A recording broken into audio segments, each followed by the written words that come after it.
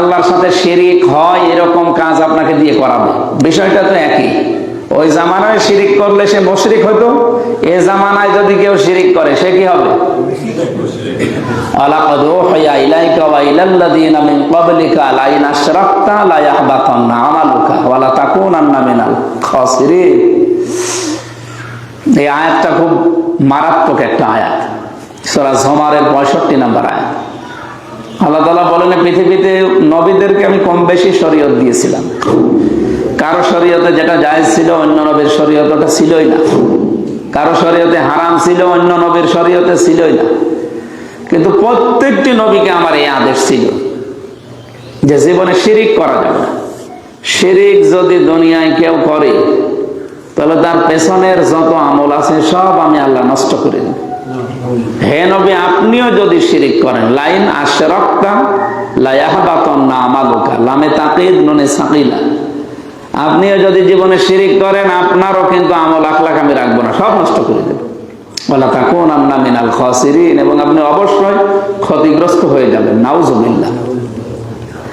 কাকে ধমক দিচ্ছে আপনি টের পাচ্ছেন? কথা শুরুই করেছেন কয়েকটা তাকিদ দিয়ে, ওয়ালা কদ, ওয়া লাম কদ, খুব গুরুত্বপূর্ণ শব্দ। ওয়ালা কদ উহিয়া ইলাইকা ওয়া ইলাল্লাযিনা মিন ক্বাবলিকা, আপনাকে এবং আপনার পূর্বে যত নবী রাসূল পাঠিয়েছে প্রত্যেককে বলেছে যে যাই করেন শিরিক করবেন না। শিরিক যারা করে এদেরকে আমি আল্লাহ দুইটা জিনিস থেকে বঞ্চিত করে দেয়। এক নম্বরে শিরিক করলে মাফ হবে না, দুই নম্বরে জান্নাত পাওয়া যাবে না। ইন্নাহু মা ইউশরিক বিল্লাহ ফাকাদ হারামাল্লাহু আলাইহিল জান্নাহ। যে ব্যক্তি শিরিক করে এই লোকটার জন্য আল্লাহর কোনো ক্ষমা নেই, এই জান্নাতেও যাবে না। জান্নাতে যদি কোনো মানুষ যেতে না পারে, ওর বিপর্যয় একটা জায়গা আছে না, মাওয়াহুন নার, তার স্থান হবে আগুনে। আল্লাহ আমাদের হেফাজত করুন, আমিন। আরো কড়া কথা এর পরে আছে, ওয়া কাদিমনা ইলা মা আমিলু মিন আমালিন ফাজআলনাহু হাবাআম মানসুরা। কোন মানুষ যদি শিরিক মিশ্রিত কোনো কাজ নিয়ে আল্লাহর কাছে যায়, ধলি কণার মতো মুখের উপর ওটা আল্লাহ ফেলে দেবে, নিক্ষেপ করবে। আমার জীবনে আমল আখলাক কম থাক, কিন্তু শিরিক যেন না থাকে, এইটা থাকলে আল্লাহ তারে মাফ করবে না। উনি জাতির সামনে দাঁড়িয়ে এইটা বলেছিলেন। শিরিকের আমি এক কথায় ব্যাখ্যা বহু জায়গায় বলেছি, আজকেও বলছি আমার জাতির লোকের সামনে, এলাকার মানুষের সামনে। আল্লাহ যেটা পারে ওইটা অন্য কেউ পারে, এই বিশ্বাস করার নাম শিরিক। বুঝেছেন কিনা বলেন? আল্লাহ যেটা পারে ওইটা অন্য কেউ পারে না। কেউ যদি মনে করে না অন্য কেউ পারে, সঙ্গে সঙ্গে সে মুশরিক।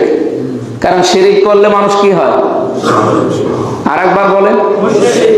আমরা এখন বিশ্বাস করি সবাই এখানে যারা আছি, এই পৃথিবী বানিয়েছে কে?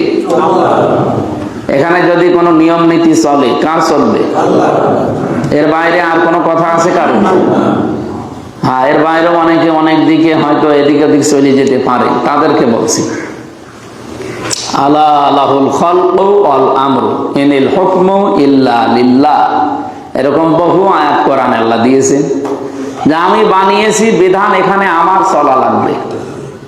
সুতরাং এই জমিন আমরা সবাই বিশ্বাস করছি যে পৃথিবী বানিয়েছে আল্লাহ, কিন্তু নিয়ম নীতি এখানে অন্য কারো চলবে, এরকম যদি কেউ বিশ্বাস করেন, মনে করেন বা ওই রকম কাজ করেন, আপনি কিন্তু শিরিক করে ফেললেন।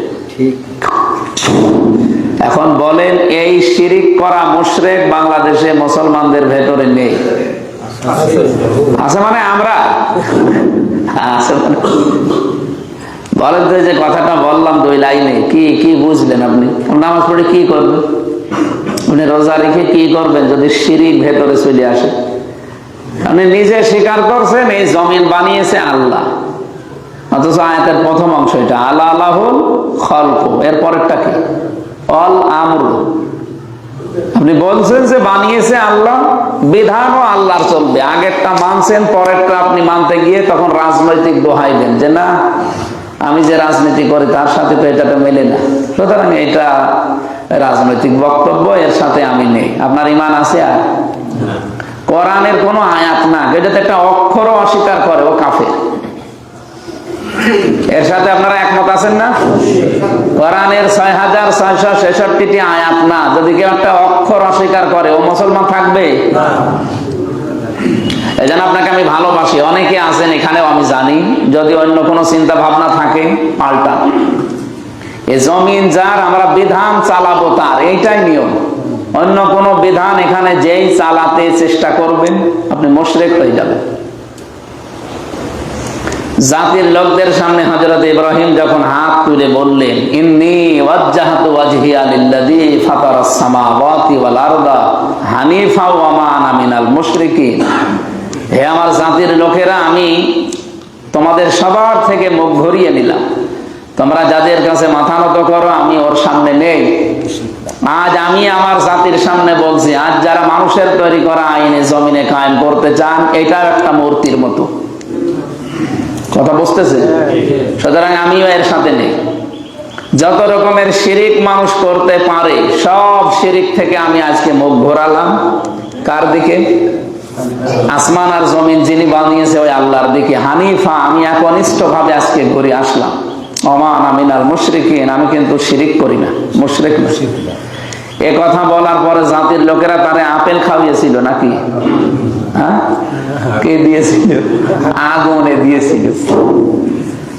তিনি জাতির লোকদেরকে বললেন, কাইফা আখাফু মা আশরাকতুম ওয়া তাখাফুনা আন্নাকুম আশরাকতুম বিল্লাহ মা লাম ইউনাজ্জিল বিহি আলাইকুম সুলতানা, তোমরা শিরিক করে ভয় পাও না আল্লাহর সাথে, আর আমি আল্লাহর পক্ষে কথা বলে ভয় পাবো? তার মানে অনেকে দমে গিয়েছিল।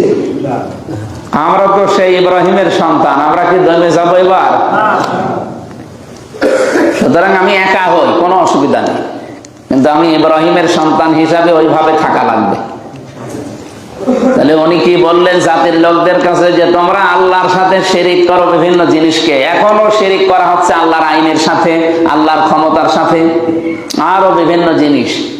তো তোমরা এগুলো করে ভয় পাও না, আর আমি আল্লাহর পক্ষে কথা বলে ভয় পাবো, মানে আমার কোনো ভয় নেই। তোমাদের তো কোনো দলিল নেই, আর আমার দলিল আছে না?